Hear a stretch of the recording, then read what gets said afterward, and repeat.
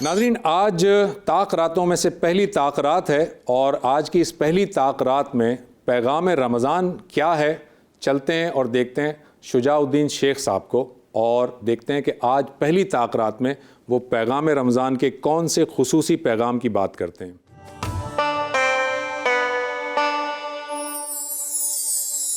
الحمدللہ رب العالمین والصلاة والسلام علی سید الانبیاء والمرسلین، اما بعد، اعوذ باللہ من الشیطان الرجیم، بسم اللہ الرحمن الرحیم، انا انزلناہ فی لیلۃ القدر، صدق اللہ العظیم۔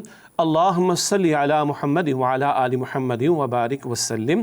رب اشرح لی صدری ویسر لی امری واحلل عقدۃ من لسانی یفقہوا قولی واجعل لی وزیرا من اہلی، آمین یا رب العالمین۔ ناظرین کرام، السلام علیکم ورحمۃ اللہ وبرکاتہ۔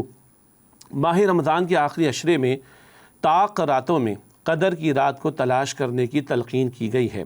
شب قدر ہم کہتے ہیں اردو میں، اور لیلۃ القدر قرآن حکیم میں کہا گیا۔ سورہ قدر میں اللہ تعالیٰ نے ارشاد فرمایا، انا انزلناہ فی لیلۃ القدر، بے شک ہم نے اس قرآن حکیم کو قدر کی رات میں نازل فرمایا۔ آگے فرمایا جا رہا ہے، وما ادراک ما لیلۃ القدر، اور تمہیں کیا معلوم اے سننے والے کہ وہ قدر کی رات کیا ہے؟ لیلۃ القدر خیر من الف شہر، وہ قدر کی رات 1000 مہینوں سے افضل ہے۔ اللہ کے رسول علیہ الصلاۃ والسلام نے وضاحتیں بھی فرمائی کہ یہ قدر کی رات ہمیں تلاش کرنی چاہیے آخری عشرہ ماہ رمضان کا، اس کی آڈ نائٹس میں، اس کی طاق راتوں میں 21 ہے، 23 ہے، 25 ہے، 27 ہے اور 29ویں شب ہے۔ ایک غالب گمان 27ویں شب کے بارے میں معلوم ہوتا ہے، البتہ بہت سی دیگر روایات میں دیگر راتوں کا ذکر بھی ملتا ہے، اور بخاری شریف کی حدیث میں رسول اکرم علیہ السلام نے ارشاد فرمایا کہ 21، 23، 25، 27، 29 یہ 5 طاق راتیں آخری عشرے کی، ان میں تلاش کیا جائے قدر کی رات کو۔ گزشتہ امتوں میں عمریں طویل ہوا کرتی تھی، سینکڑوں برس کی عمر بھی ہوتی تھی، اور ہماری اس امت کی عمر تو آن ایوریج اب آخری دور میں 60 کے قریب ہی رہ جائے گی، کم و بیش 70-80 عام طور پر ابھی چلتا ہے معاملہ۔ لیکن سوال یہ تھا صحابہ کرام کا رضی اللہ عنہ اجمعین کہ یا رسول اللہ، ان کی عمریں زیادہ ہوتی تھی، وہ نیک اعمال زیادہ کرتے تھے، ہم تو پیچھے رہ جائیں گے۔ یہ سوال اتنا پیارا، اور اللہ تعالیٰ کی شان کریمی ایک رات عطا کر دی جو 1000 مہینوں سے افضل ہے۔ 1000 مہینوں کے بنتے کم و بیش 83 سال 4 مہینے، 83 years 4 months، یہ کم از کم ہے، 1000 مہینوں سے افضل ہے۔ اب کتنی افضل ہے وہ اللہ تعالیٰ بہتر جانتا ہے۔ 83 ایئرس کی تو ایوریج لائف نہیں آج ہماری، اللہ اکبر، ایک رات مل جائے تو کس قدر بڑی بات۔ اب سوال یہ ہے کہ اس رات میں کیا کرنا چاہیے، تو ایک عجیب جملہ سماعت فرمائیے گا، اس رات میں جاگنا نہیں چاہیے۔ کیا مطلب؟ لوگ جاگتے ہیں کرکٹ کھیلتے ہیں، لوگ جاگتے ہیں سیر سپاٹے کرتے ہیں، لوگ جاگتے ہیں ٹیلی ویژن پہ بیٹھے رہتے ہیں، دیکھتے رہتے ہیں کچھ نہ کچھ، لوگ جاگتے ہیں کھاتے پیتے رہتے ہیں، لوگ جاگتے ہیں آؤٹنگ کرتے ہیں، لوگ جاگتے ہیں شاپنگ کرتے ہیں۔ یہ تو جاگنا ہوا بھائی، جاگنا نہیں ہے، عبادت کرنی۔ جی ہاں، عبادت میں اپنے آپ کو مشغول رکھنا ہے۔ فجر کی نماز باجماعت ادا کر لیں، حضرات کے لیے جماعت کی پابندی، عشاء کی نماز ادا کر لیں باجماعت، فجر کی نماز ادا کر لیں باجماعت، پوری رات کا اجر ملتا ہے۔ ہر رات میں اگر یہ کیا جائے جو کہ فرض ہے، فجر 5 نمازیں فرض ہیں، فجر بھی باجماعت ادا ہو جائے، عشاء بھی باجماعت ادا ہو جائے، پوری رات کا اجر ملتا ہے حدیث کے مطابق۔ پھر قیام اللیل ہے، تہجد کی نماز ہے، اور عشاء کے بعد تراویح کی نماز ہے۔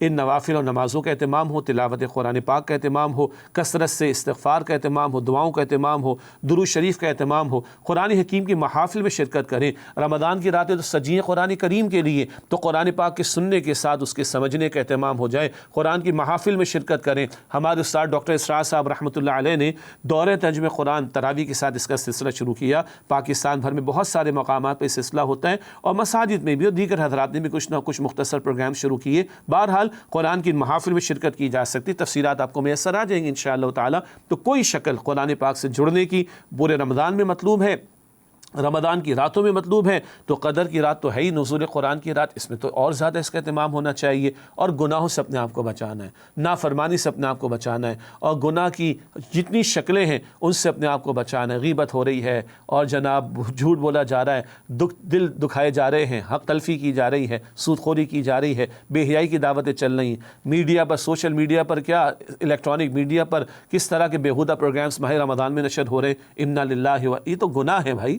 تو ثواب بڑھتا ہے تو گناہ کی شدت بھی تو بڑھ جائے گی، گناہوں سے بھی اپنے آپ کو بچانے کی کوشش کرنی ہے۔ ایک اہم بات، یہ قدر کی رات افضل کیوں ہے؟ انا انزلناہ فی لیلۃ القدر، ہم نے قدر کی رات میں قرآن پاک کو نازل کیا ہے۔ تو بھائی غور کیجئے، رمضان افضل ہوا قرآن پاک کے نزول کی وجہ سے۔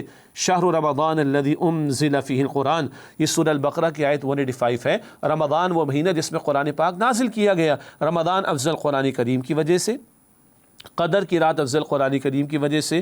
تو اس قدر کی رات میں قرآن سے جڑے نا، قرآن کا ترجمہ تشریح پڑھے نا، اور اس ماہ مبارک میں تو قرآن کی وجہ سے ماہ مبارک سجا، روزے قرآن پاک پر شکرانہ ادا کرنے کے لیے، لعلکم تشکرون، تاکہ تم اللہ کا شکر ادا کرو کہ عظیم نعمت قرآن کی صورت میں عطا ہوئی۔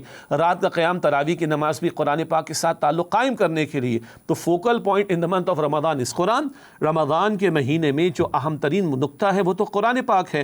اس قرآن پاک سے تعلق کیا اچھا ہو، 21ویں شب ہو، 23ویں شب ہو، 25ویں شب ہو، 27ویں بھی ہو اور 29ویں بھی، ان راتوں میں جب ہم طاق رات کو میں تلاش کر رہے ہیں قدر کی رات کو، تو قرآن سے تعلق مضبوط کریں۔ تو طاق رات میں جب قرآن سے تعلق مضبوط ہوگا تو اور آگے فضیلت ملے گی۔ خیرکم من تعلم القرآن وعلمہ، بخاری شریف کی حدیث ہے، تم میں سے بہترین وہ ہیں جو قرآن حکیم سیکھیں اور دوسروں کو سکھائیں۔ اور جب قرآن سے تعلق مضبوط ہوگا تو رحمت برکتیں متوجہ ہوں گی، اور قدر کی رات اس کا اجر بھی ہمیں ملے گا انشاءاللہ۔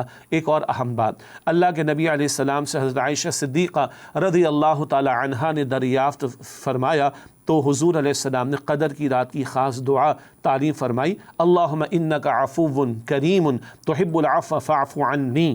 عنی واحد کے لیے سنگولر، عنا جمع کا صیغہ پلورل ہو جائے گا۔ اللہم انک عفو، اللہ تو معاف فرمانے والا ہے، تحب العفو معاف کرنے کو پسند فرماتا ہے، کریم تو اللہ تو کریم ہے، کرم فرمانے والا ہے، تحب العفو تو معاف فرمانے کو پسند فرماتا ہے، فاعف عنا، اے اللہ ہم سب کو معاف فرما دے۔ اللہ ہم سب کو قدر کی رات کی تلاش کی بھی توفیق دے، وہ عطا بھی فرمائے، قرآن پاک کے ساتھ تعلق کی مضبوطی عطا فرمائے، اللہ ہم سب کو جہنم سے آزاد فرمائے، جنت الفردوس عطا فرمائے، اور اللہ معاف فرمانے والا ہے، اللہ تعالی ہم سب کو واقعتاً معاف فرما دے، آمین یا رب العالمین۔ وآخر دعوانا الحمد للہ رب العالمین، والسلام علیکم ورحمۃ اللہ وبرکاتہ۔ جی ناظرین، ہماری اس سحر ٹرانسمیشن کا وقت ختم ہوا چاہتا ہے۔ آج ہماری طاق راتوں میں سے پہلی طاق رات تھی، جس کا کہ اب فجر کے وقت اس کا اختتام ہو جائے گا۔ چند ساعتیں ہیں، چند گھڑیاں ہیں، اللہ تعالیٰ سے دعا کیجئے کہ اللہ تعالیٰ اس طاق رات کی برکتیں ہمیں عطا کرے۔ کل تک کے لیے ڈاکٹر زبیر احمد کو اجازت دیجئے، اللہ حافظ۔